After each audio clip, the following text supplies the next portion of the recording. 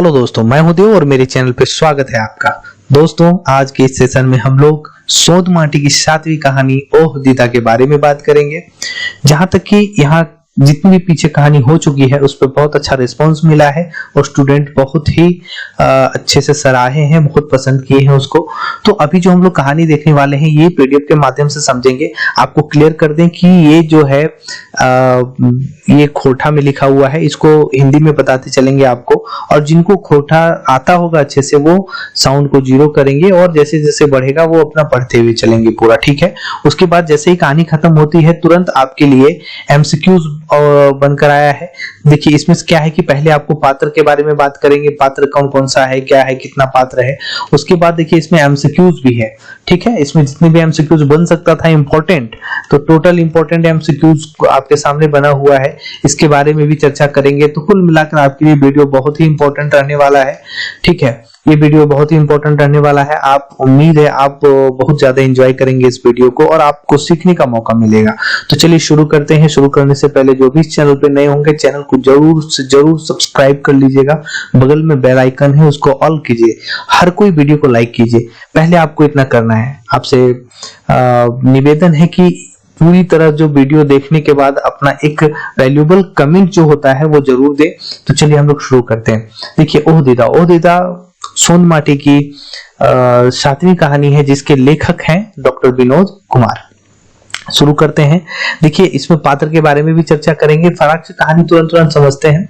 भादों का रात होता है, भादों का रात, ठीक है, भादों का रात होता है जिसमें झिमिर झिमिर पानी लगा हुआ रहता है, थोड़ा पानी रहता है। रेशमी की माँ जो होती है घर के ओसरा में जो बैठी हुई रहती है और फुटका खोखरी, मतलब बारिश के समय में जो फुटका खोखरी होता है जंगल में, जिसको मशरूम बोलते हैं, जंगली मशरूम बोलते हैं, उसका सब्जी बना रही होती है, ठीक है।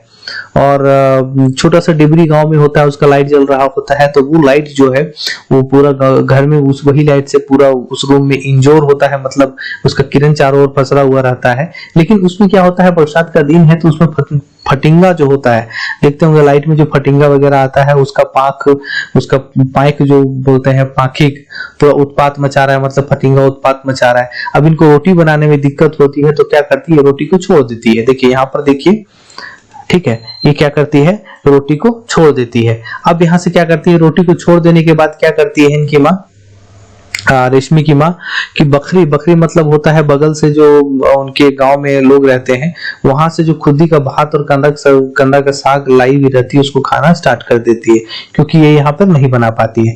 उसके बाद आगे क्या होता है दोस्तों, आगे जो होता है कोई बुलाने आता है, किसको, रेशमी को। ये रेशमी की माँ कर रही होती है, रेशमी को बुलाता है। कैसे बुलाता है रेशमी को, रेशमी को बुलाता है, चल गो शुकर मातो घारे तनी आंगन जगाए आन भाई, ठीक है। मतलब कहने का मतलब शुकर मातो के बेटा का शादी हो रहा होता है तो आंगन जगाने का मतलब गांव में कहीं कहीं ऐसा प्रचलन है कि आंगन में जाके उसका नाच गाना करना है, हल्दी वल्दी का रस्म होता है तो नाच गाना वगैरह करना होता है। तो इसको गांव में हम लोग क्या कहते हैं कि आंगन जगाना, शादी के पहले।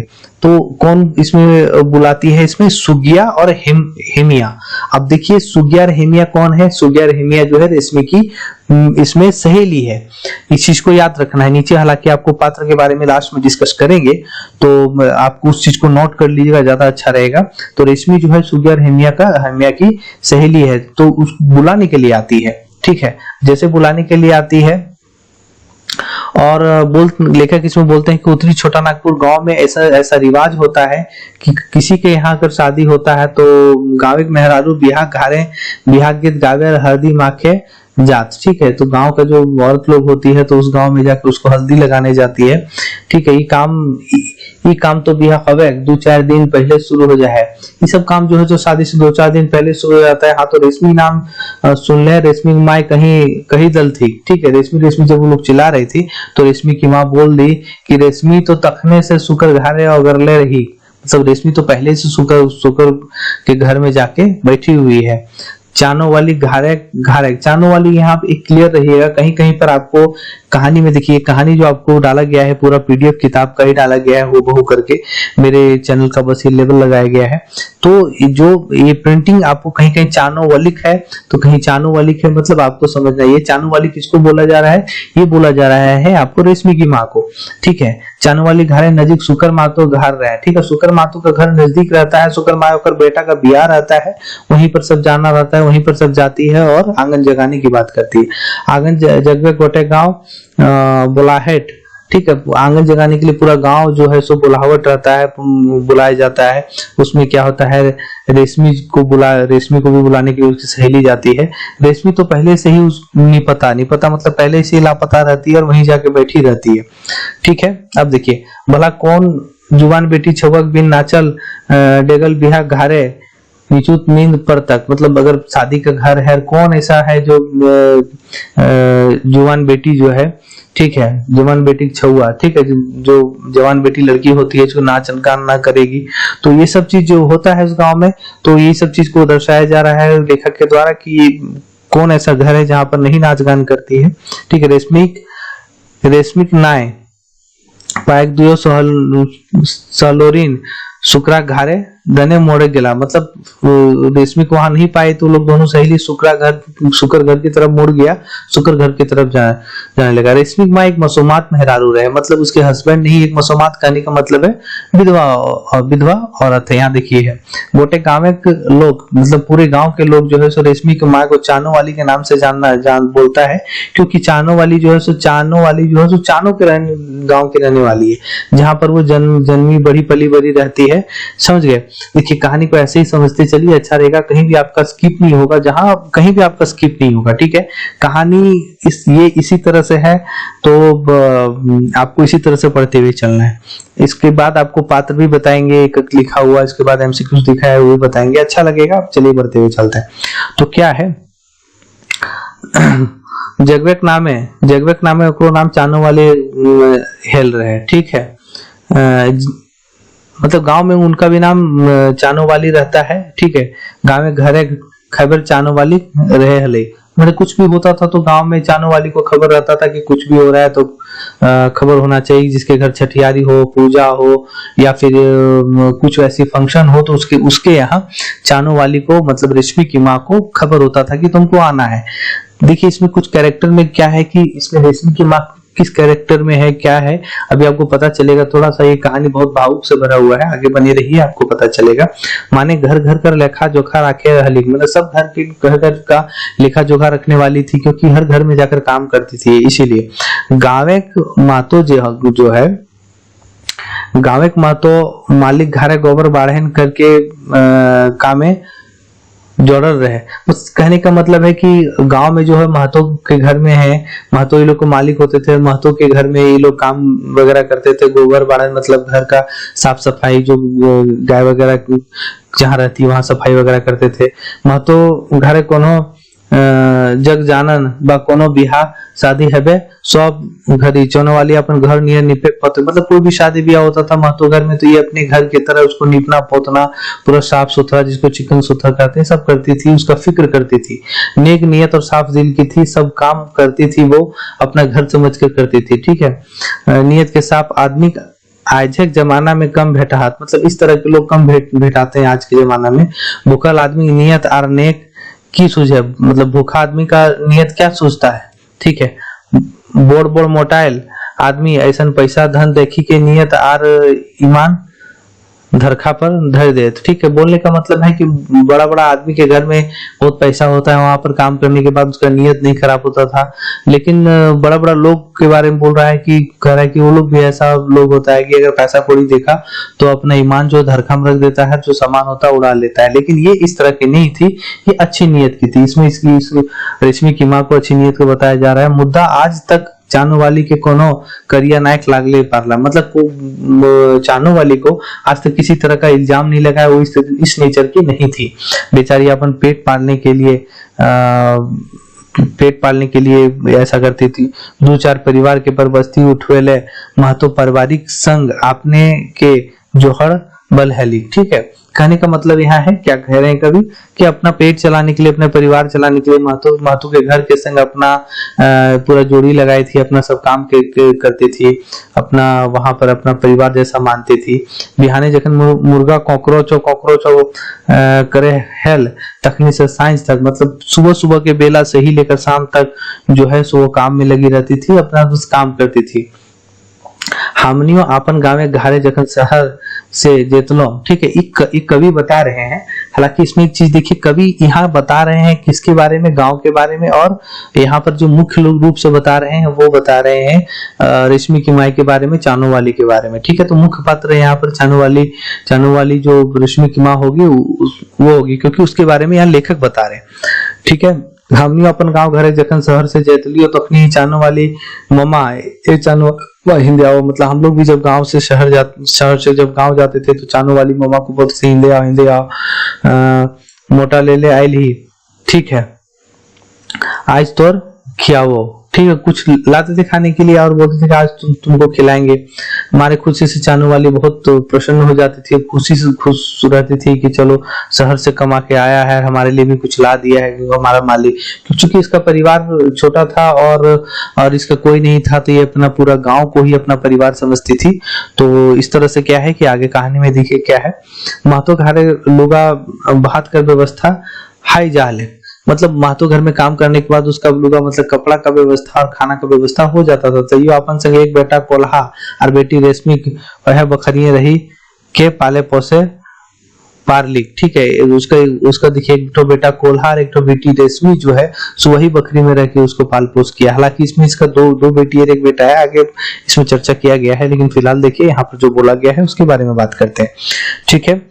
गाँव में आज हो ऐसा व्यवस्था पावलक जाहे की यदि कोनो आन, ठीक है, आन आदमी मतलब दूसरा आदमी केकरो परिवार के मैसाए गलत तो अगर जिंदगी पर बस्ती गोटे परिवार सदैस हो जाले। मतलब क्या है कि अगर कोई गांव में किसी के परिवार में अगर मिल गया है तो पूरा बस्ती का जो है सो परिवार का एक सदस्य हो जाता था, जीना मरना सब उसी का फिक्र हो जाता था, ठीक है। गांव वालों का एक फिक्र हो जाता था कि ये मेरा ही सदस्य है। और अब इसमें क्या है कि चानो वाली परिवार खाट रहे, मतलब छोटा सा रहता था, दो बेटी जिरवा और रेशमी, ठीक है। ये सब चीज को याद रखना है कि चानो वाली की दो बेटी थी, कौन कौन थी, चानो वाली की दो बेटी जिरवा और रेशमी थी। अब इसमें क्या है, एक तो बेटा था जिसका नाम कोला था, मोटा 4 गो बगैर महतो बनवल, ठीक है, महतो बनवल घर के रहकर महतो जो बना के दिया था घर उसी में रहता था। महतो के खेत बाड़ी में खटता था ये लोग, काम एक नियत बन गया था, मतलब इसी तरह का काम करके वो लोग अपना चल रहा था, यही उन लोग का नियम बन गया था, यही उन लोग का मन बन गया था। महतो घरे सब आदमी चानोवलिक लवप्रीत देहल थी। लवप्रीत कहने का मतलब है सब लोग बहुत इज्जत देते थे महतो घरे में, ठीक है, इज्जत देते थे, जो बचता था वो देते थे, कुछ अपनी तरफ से देते थे, उसी को लवप्रीत बोला जाता है। कोनो सवासी ना अपन ससुराल जाहल तो पहुंचवेला गाड़ी पकड़वेला संगे जरूर जेतलती, ठीक है। मतलब कहने का मतलब है कि अगर कोई अपना आई है सवासी उस गांव में, अगर अपना ससुराल जा रही है तो रोड पर गाड़ी पकड़ना है, पकड़ने के लिए रोड तक ये जाती थी।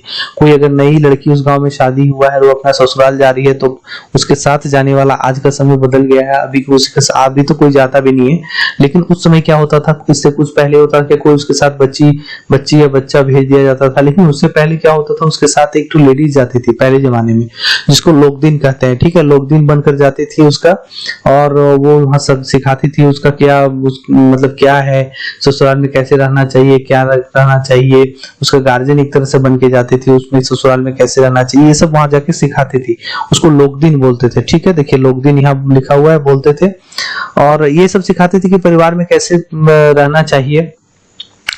चानो वाले महतो परिवार एक अंग बन गए, मतलब इतना ये परिवार का महतो परिवार का एक तो अंग बन गई थी कि उनके लोग घर में बच्चों की शादी में लोग दिन बनकर जाती थी, ठीक है। मुद्दा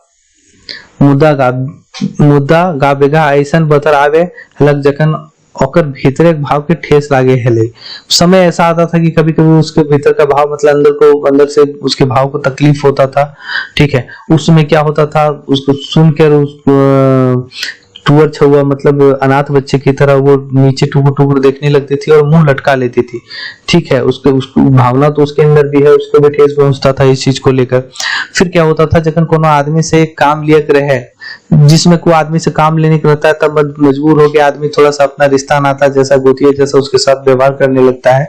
इसके साथ मजबूरी था, करना ही पड़ता था। स्वार्थ वश प्रेम बढ़ जाता है, स्वार्थ वश प्रेम लोगों का भी बढ़ जाता है इस चीज से। ठीक है, यहाँ जो कवि कह रहे हैं, मुद्दा बतर सिरे लवसार अपन उतनी परीक्षा हो जाए, मतलब इसी बहाने से क्या होता है कि मेरे प्रति लोगों का परीक्षा हो जाता है, मतलब लोग हमको कितना चाहते हैं कितना नहीं चाहते हैं, इसी बहाने से परीक्षा हो जाता है। और इसमें क्या है दोस्तों, इसमें जो सोचने देखने वाली बात है, आगे क्या लेखक कहते हैं कि बेचारी अपन मातो परिवार संग में ऐसा के फेटाए के नियर जहाड़वल रहे, मतलब मातो के परिवार में अपना मिल जुल के रहती थी। ठीक है, मुद्दा बतर सिरे सौ बेकार, लेकिन सब बेकार हो जाता था। कब बेकार हो जाता था, जब उसको तकलीफ होता था, उसकी भावनाओं को ठेस पहुंचता था। आज जब शुक्रक बेटा का बिहार है तो चानू वाले अपन घरे असगरे बैसल, माने जब शुक्रक बेटा का बिहार है तो चानू वाले अपने घर में जो है सो चुपचाप बैठी हुई है। ठीक है, बैसल मने भाम है लिख, हामी गरीब लोग के है बात है, और सोचती है कि हम लोग गरीब लोग हैं हम लोग के साथ यही बात होता है। हमने महतो परिवार खातिर की न कर ले अपने के अपन नियर बुझे ही है, मतलब हम लोग महतो परिवार के लिए क्या नहीं किया, उसको अपने परिवार जैसा पूछते हैं।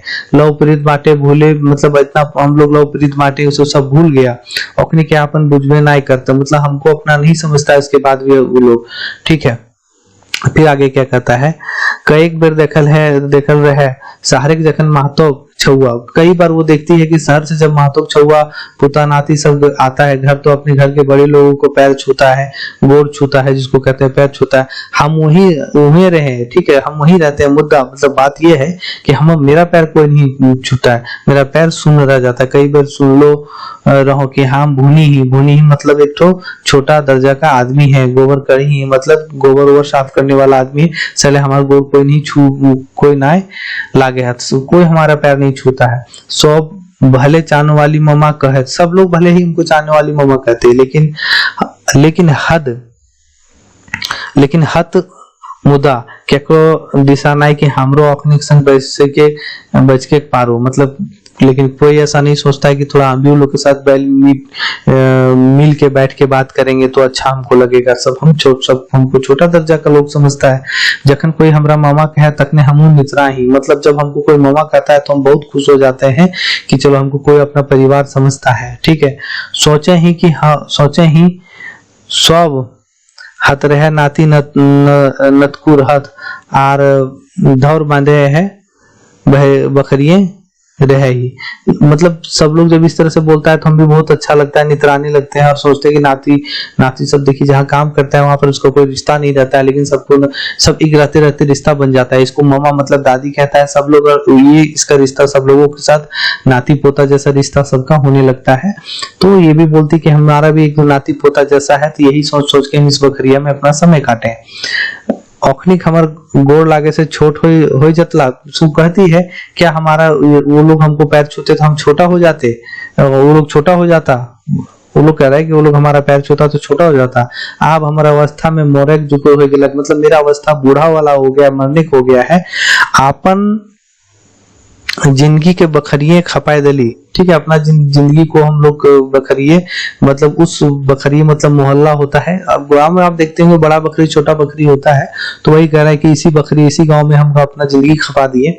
लेकिन आजकल पढ़ा लिखा छुआ क्या होता है, जो होता है आज पढ़ुआ लिखवा छुअन हमरा ध्यान देहत, मतलब आज हमारा क्या ध्यान कोई दे रहा है पढ़ा लिखा छुआ। हमनी जैसन देहाती मेहरारू के कोनो हालो चलो ना पूछा हत, मतलब हम लोग जैसा देहाती लोगों के कौन हाल चाल भी नहीं पूछता है। ये बात जो है टीस करता है, उसको तकलीफ होता है, और ये बात जो है सो अब लेखक भी बोलने लग जाते हैं। और भावना ठेस पहुंचल रहे आजकल के परिवेश से, उसकी भावना को ठेस पहुंचता है। रेशमी की माई के भावना को ठेस पहुंचता है। आजकल का परिवेश ही ऐसा है कि उसके भावना को ठेस पहुंचता है।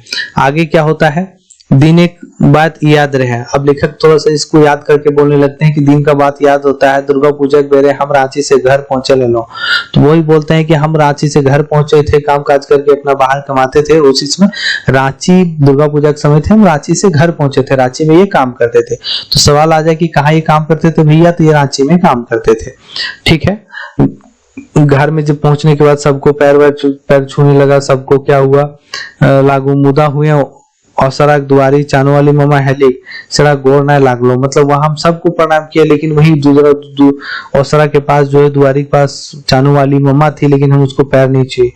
ये व्यवहार ओकरा एकदम पसंद नहीं पड़ले, मतलब ये व्यवहार उसको एकदम पसंद नहीं पड़ा चानो वाली मम्मा को, और ये चीज महसूस लेखक भी कर रहे हैं कि उनको नहीं पड़ा। ठीक है, ओकर मुंह लरक देख के कोनो चंगा कही देतले कि आज ओकर ऊपरे कोनो भारी विपत पड़ गेल है।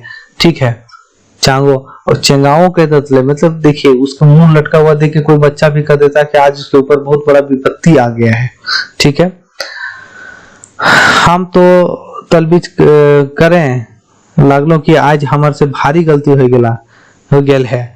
मतलब सोचने लगता है कि आज हमसे बहुत बड़ा गलती हो गया है। ये चीज वहां रांची जाने के बाद वो सोचते हैं कि हम आज इससे बहुत बड़ा गलती हो गया है, और ये चीज हमको उनको प्रणाम करना चाहिए था। सब लोग कर, तो हम सब लोग को बड़े लोग कर रहे थे तो उनको भी करना चाहिए था। उनको हम उनकी भावना को हम ठेस पहुंचाए हैं। सोच लो अभी कह दियो रांची बासे से अपन तखन जरूर चानो वाली मामा के गोड़ लागे। ठीक है, और जो भी गलती है अपना खत्म करेंगे। सोच तो लेकर कह रहे हैं कि जब भी हम अपने घर से कभी जाएंगे तो चानो वाली मामा को हम प्रणाम करेंगे, और प्रणाम करने के बाद क्या है कि अपना गलती को हम प्रायश्चित करेंगे। ठीक है, थोड़ी सी कहानी और बची हुई है दोस्तों। से दिन से चानो वाली मामा महतो परिवार के जगह वो बकरी के कहली तगर से अपन दूरी समझे लागली। उस दिन से क्या होता है कि चानो वाली मामा जिस परिवार को अपना समझने लगी उससे दूरी बनाने लगी, क्योंकि उनकी भावनाओं को ठेस पहुंचा कि हमको कोई अपना नहीं समझता है, कोई हमको अपना समझ के कोई पैर नहीं छूता है, हमको गोड़ नहीं लगता है, कोई हमसे अच्छे से बात नहीं करता है। हम से दिन रात सोच ले रहा तो मतलब उस दिन से आदमी लेखक जो है सो दिन रात सोचने लगती है कि चानो वाली मामा हमने परिवार के लिए दिन रात सेवा की है, अंग बन गई है। मुद्दा मतलब मुद्दा के हक मतलब होता है कहानी में कोटा में बात यह है कि हम लोग जो है सो बेसी मान्यता दिए पारली, मतलब ज्यादा उसको क्या मान आदर दे पाए वो हम लोग। ठीक है, सब कर में एक बार याद रहे। ठीक है, सब बातों में एक बात जो है सो याद रहता है। दशहरा के बतर रहे बकरियां सब नवा लुगा पहनना, बकरियां सब नवा लुगा का मतलब होता है साड़ी, लेकिन आप खोटा में इसको लुगा का मतलब सिर्फ साड़ी नहीं समझना है। खोटा में लुगा का मतलब सब लोग नया कपड़ा पहना हुआ था। ठीक है, पैसा कौड़ी लेके मेला जाने का सब प्रोग्राम कर रहा था। केकर मन बेस पहने, किसका मन नहीं होता कि बढ़िया पहने और बढ़िया खाए। ठीक है, मुदा चानो वाली मम्मा का नसीब कहाँ, चानो वाली मम्मा का नसीब कहाँ है कितना बढ़िया कपड़ा और उसको पैसा उतना मिले कि वो मेला घूम पाए। यहाँ समाज की व्यवस्था सब गड़बड़ा गया है। देखिए लिखा हुआ है ना, समाज की व्यवस्था सब गड़बड़ा गया है। एक बेबस लाचार है, दूसर मोटाइल, मतलब उस समाज में एक बेबस है, लाचार है, दूसरा एकदम मोटाइल है, पैसा से, संपत्ति से, धन से। ठीक है, मोटाइल है, इसी बारे में बोल रहे हैं। एक के पास 54 है तो दूसरा के पास 4 लाख बैंक के बैलेंस। मतलब कहने का मतलब है यहाँ पर कह रहे हैं कि एक पास 54 रुपया ही है तो किसी के पास 4 लाख रुपया बैंक में बैलेंस है। ठीक है, आचरा में बंधी भी बांधा हुआ 54 जो है चानो वाली ममा मेला डहर गेलिक, मतलब मेला की तरफ चल गई। उसको आंचल में 54 बंधा हुआ था, उसी को लेकर डहरे भेटाल रहो तो कहली तोहनी हमार ले एगो लडुआ ले आनिया। ठीक है, जब रास्ता में लोग भेटाए तो वो चानो वाली मामा बोलती है कि तुम लोग मेरे लिए एक लडुआ लेते आना। ठीक है, तुम लोग मेरे लिए एक लडुआ लेते आना ना लान बाय तो आपन दुआरिये छीनबे। ठीक है, मतलब क्या करते हैं कि अगर नहीं लाओगे तो हम अपने दुआरी में तुम लोग जो लाओगे उसी को छीन लेंगे। बहुत प्रेम भाव से बोलती इस बात को।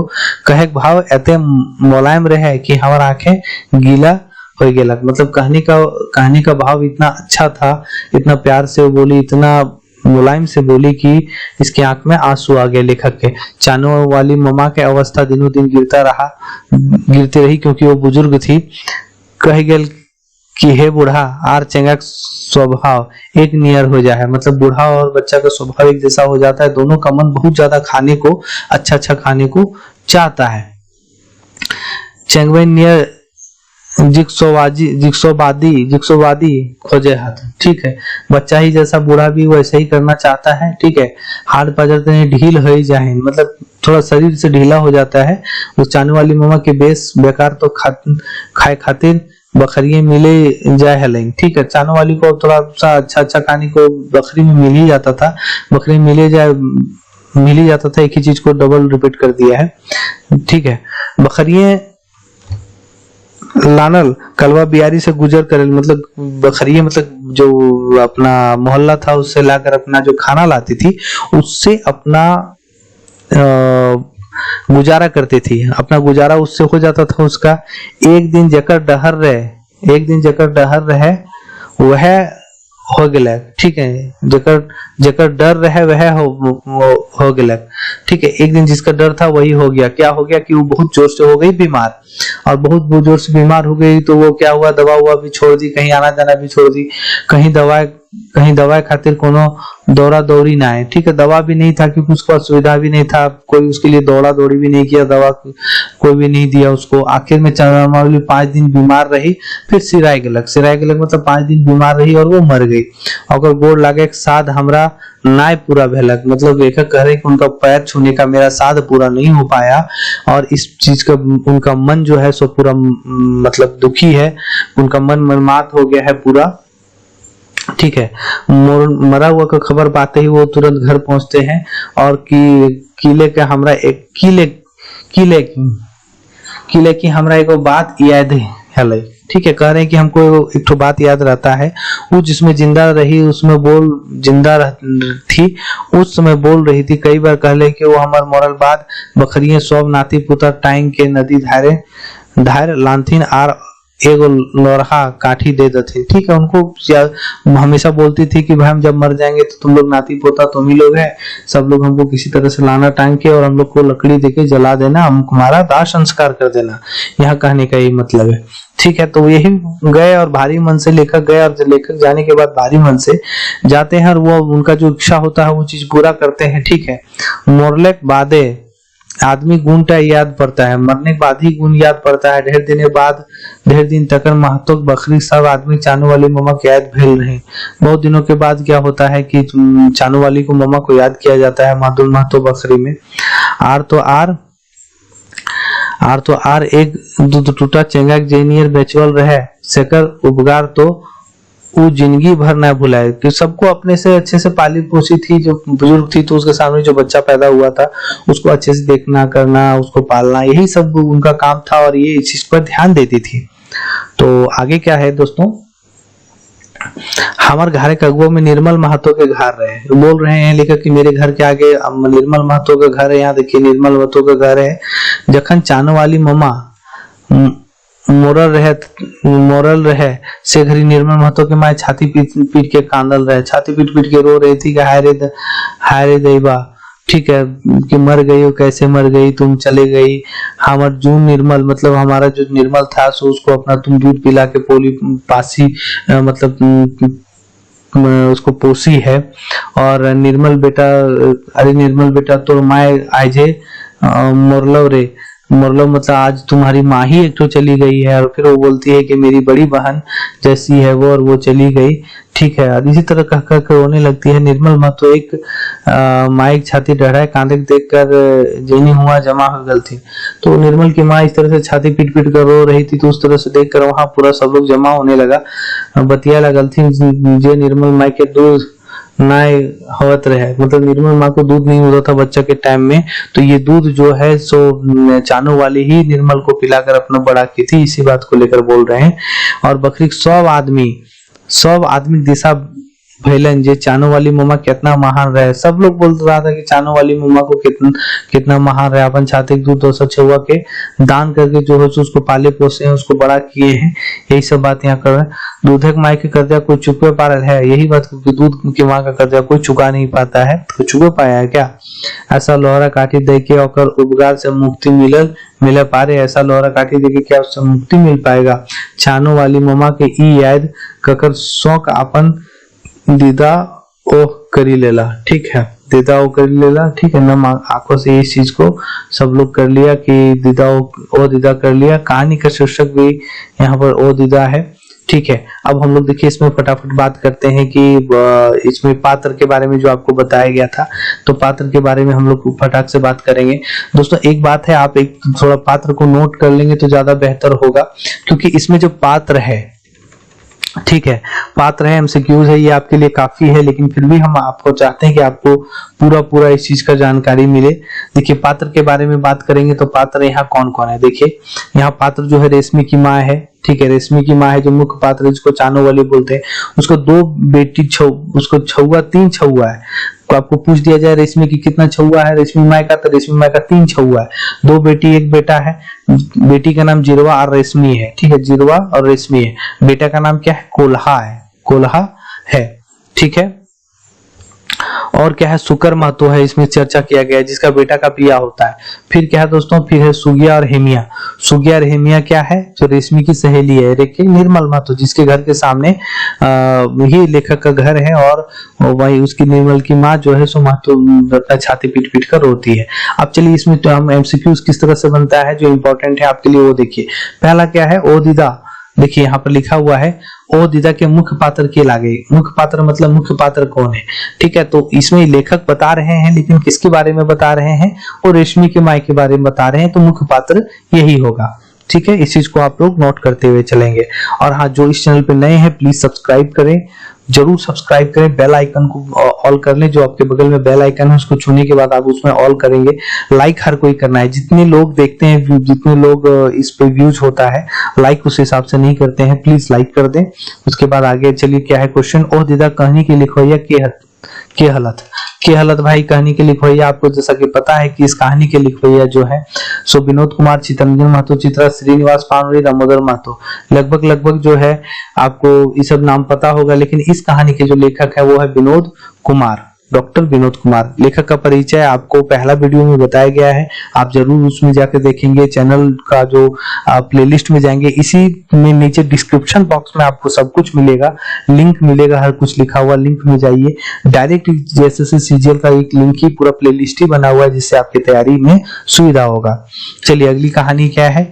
अगली कहानी है, ये कहानी में ककर घरे बिया हल है। ककर घरे बियाह है भाई, सुकर महतो घरे बियाह है। उनके बेटा का, सुकर महतो के बेटा का शादी था, तो इसी का घर में शादी था। और चौथा क्या है? चौथा जो है, ओह दीदा कहानी में ककर भावना उखरावल गेल गेलहा। देखिए इस कहानी में जो उखरावल गया है, किसकी कहानी को, किसकी भावना को उखराया गया है, इसमें देखिए रेशमी की माँ की भावना को नहीं, इसका तो तकलीफ है, लेकिन भावना यहाँ क्या है?